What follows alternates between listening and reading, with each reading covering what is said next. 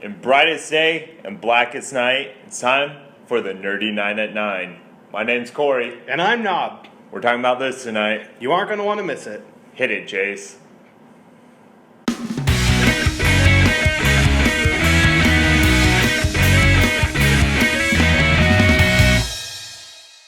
And now it's time for the weekly pick-me-up. Hey Corey, what did you pick up this week? Oh boy. I picked up Carnage number 2. It continues Carnage's search to become a hero. Also picked up Dr. Midnight. Kind of an obscure hero, but a good read nonetheless. And I found a big old sack of the Blue Beetle. Jamie Reyes. Knob, what did you pick up? I picked up Spider-Woman number 1. I also picked up Deadpool number 37. And lastly, Corey gave me Avengers Disassembled, The Initiative. And that was the weekly pick-me-up. And now it's time for This Week in DC. Corey, what happened on Constantine? Well, Thanksgiving sure early this year. And so did I. As people gorge themselves to death. We also learned that no one likes you if you're a heroin addict, not even a soulless exorcist. What happened in Gotham? This week on Gotham, Two-Face shows up dressed as Harvey Dent, while Little Miss Cat Tease gets boxed on by Alfred. What happened on The Flash?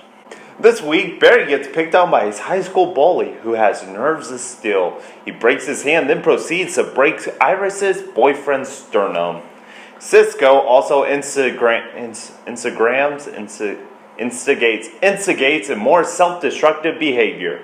What happened on Arrow? This week on Arrow, love is in the air, as a completely gorgeous but somewhat off girl trips completely over herself for the affection of Oliver. I guess Cupid's in the show too? Yeah, I guess there's another there's another. Yeah, I didn't see her.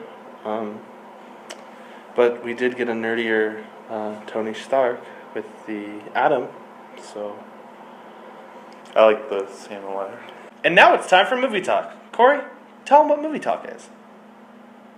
Well, that's where we talk about movies. New release movies on TV. Just, if you've seen it, we talk about it. Mm-hmm. So, Knob. What's up? What'd you think of Interstellar? I didn't see Interstellar. Okay. How about Big Hero 6? No. Oh, fuck. What about Dumb and Dumber 2? What? Gone Girl? What? David Finn. Oh, God. Fury, Nightcrawler. X2? Harvey Birdman? Well, what did we watch? We watched How to Have a Money-Making Garage Sale, starring Phyllis Diller. Ben Stiller's mom. Phyllis Diller. What did you think of Garage Sale?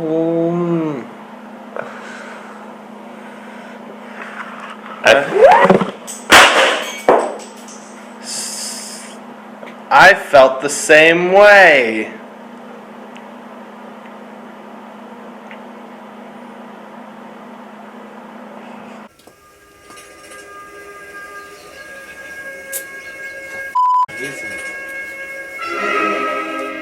Oh, it's my mom.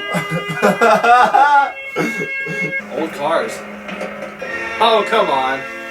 Garage sale. Oh, hi there. And the coffee's on. Lots of Don't stuff walk at in my unbelievable shop. Multiple prices. And look at all these customers. I haven't had this many people in my garage since the Vice Squad raided Fang's going out of marriage party. It's The Shining. It's my room. Wow. But when a house needs a She's a method actor. the closets are and the attics and the basement is Okay, this when is the one junk big sex starts to joke. take over. Sunday First, papers anymore? pick a date.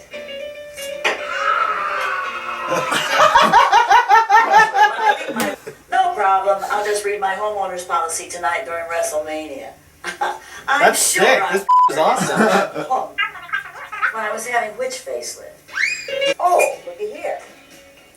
Decent. I'll This is polish a nice up. decent. It'll go like that. Like the camera grill. Yeah. Why don't you get a job? Pockets for money, notes. Strange. Frank doesn't go to Fat Jack's motel. Maybe he was lost. And maybe I'll be the next Miss America. One of these little beauties. White for Marcia's stuff and blue for mine. They match my eyes and my legs. This club sucks. I've been burned before, and if you're playing me, I promise you I'll come back here and kill everyone in this place. We should get the out of here.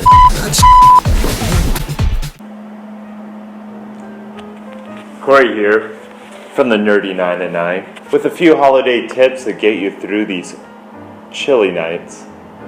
Remember, the bigger the knife, the better it cuts. And for all you outcasts,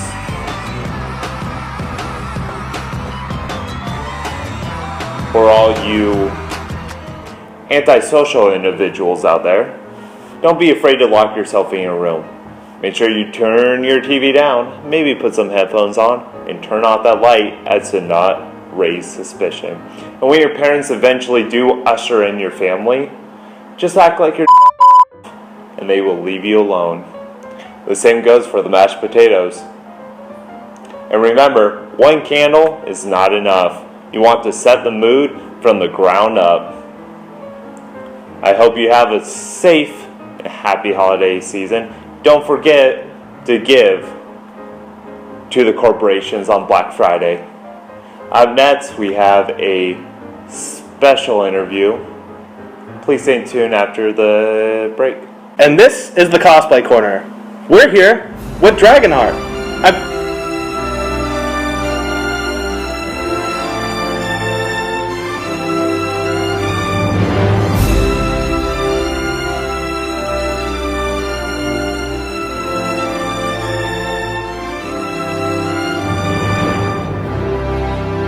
Now, Toothless, I hear that you have the ability to transform. Is that true? Sometimes. Sometimes. Sometimes. And I heard you can also spit fire. Yes. I can also spit fire, and that's why I want you all to go out and pick up my new CD. It's called So Far So Hood.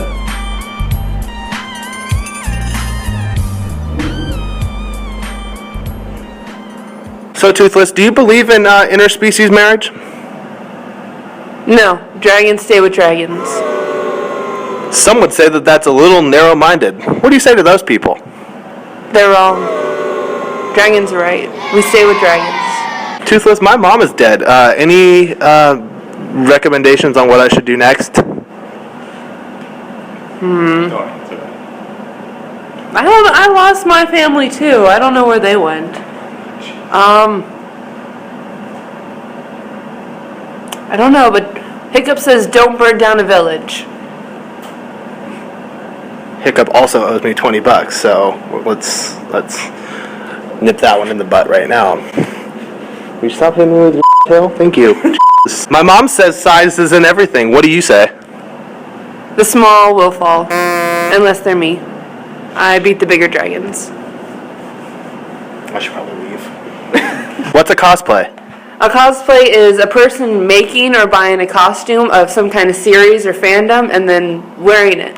Mm-hmm. So, usually to show support of a series or Yeah. something like that. Is there anybody in the actual cosplay community that you look up to, or not really? I have a group that inspired me to cosplay. I saw their videos on YouTube. I was like, I want to do that. They go by Fighting Dreamers Pro on YouTube, and they just were the ones I saw. I was like, I want to do this, and slowly got better costumes. And Okay, sick. Are you working on anybody now, or do you have a costume in mind for the future, or are you kind of I'm working on some groups right now. Okay. I'm working on doing a Sailor Moon group in the That would spring. be sick. Yeah. Me and my friends are doing the Outer Scouts, so the last 4 planets, including Pluto, even though not really a planet, but. Okay. So, and then for the winter right now, I'm working on doing a few Pokemon costumes, doing human versions of different Pokemon. Yeah, totally. So What would be your favorite generation for Pokemon then? my Yeah, the big favorite one. generation would be 2, the Johto generation, just because that's where I started. I started on the Gold and Silver games, so it's sort of nostalgic for me. Mm-hmm. And so when I think, what's my favorite one, I'd go to that one just because it's where I started, the first ones I caught, Yeah. first team. I don't know if I've asked you this yet. Yes. What's your favorite anime currently? Like if you had to pick one. I'd have to go with Ruby, just because I really like this. I love plot. That's what I feed off of a series. If it has good plot, I'm gonna really get into it. And that one's got a really good one that I've just because there's enough twists and turns that things change and you don't expect it, but there's still not so many turns. It's like okay, nothing's making sense anymore. And they also have a lot of strong female characters in that who aren't in slutty outfits. Yeah. The characters are very conservative. That's I cool. was actually going to bring one if I found the shirt for it, but I couldn't find the shirt, and that's what I was going to bring. And she's like this, I had to say sluttiest of all of them in costume-wise, and she's very covered up in all the main places. Yeah, that's cool. Subbed or dubbed?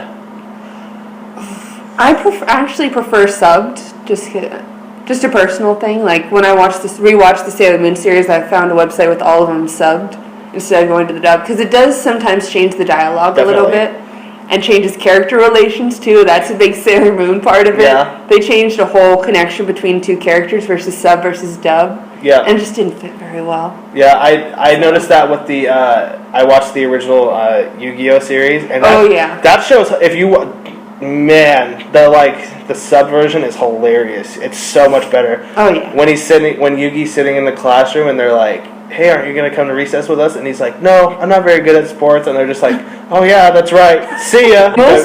Especially the older ones, the people who dub them want to make it very kid-friendly and very sugar-coated. Dubs aren't as satisfying or as nice. Yeah. I believe anyone should be able to cosplay whatever they want. Fuck yeah. Like I've a character I actually did a Korra cosplay. I've never actually worn it myself, but I've tried it on, and I'm bleach white. Yeah. I'm as white as they almost get. There's very few whiter than me, and yet I still say I can be your awesome Korra. It's there's nothing wrong with that. Yeah. I've seen really dark Korras. I've seen tan Korras. I've seen white Korras. They're all really awesome Korras. Okay, so up next we have Kevin Bacon, but before we bring him on, thank you for coming on the show. No problem. This is fun. All right, and one last time, you want to tell everybody where they can find you and what convention you'll go to next? You can find me as Dawnstar, either 16 or 95, depending on the site. And so you can find me on YouTube, DeviantArt, Tumblr, and Instagram are ones I most frequent. And you can also find my group as Midnight Shurikens on YouTube. We have a few videos up there.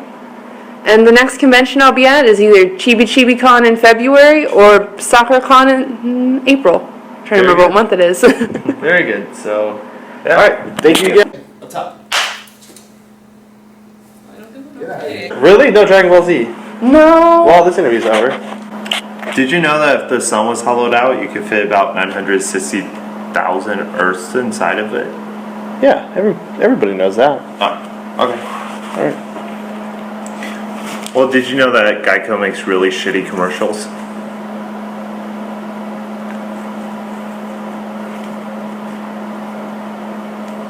And now we're heading to Corey's mom's backyard for this week's Wishing Well segment. Corey, tell them what we're talking about this week. Well, with the announcement of Justice League movies and rumors of the cast of the Justice League, we thought it'd be fun to go down the list of potentials for Oliver Queen and decide which ones would be our favorites.